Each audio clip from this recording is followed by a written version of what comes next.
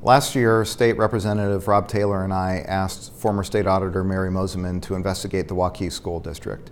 And we did that because we'd read reports about misappropriation of school property for personal use by one individual in particular.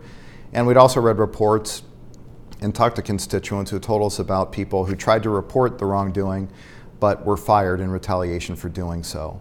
That's why this year I introduced Senate File 400, which strengthens our state's whistleblower law. It does so in three major ways. First, it clarifies that an employee can go to their HR director and report an allegation of wrongdoing. Our current law is unclear on that.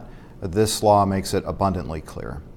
Second, it increases the amount of damages that a person can get if they've been fired in retaliation for trying to report wrongdoing. And what we're not trying to do here is open the floodgates to a bunch of frivolous litigation.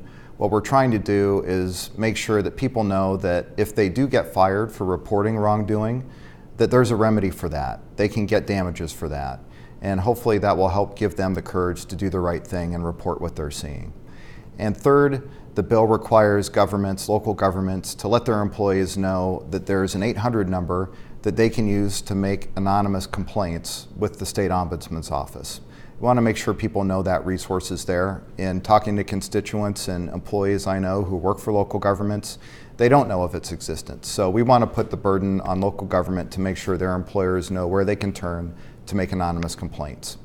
So this bill is not a silver bullet that's going to prevent every instance of wrongdoing going forward, but what it will do, I think, is give people the courage to do the right thing.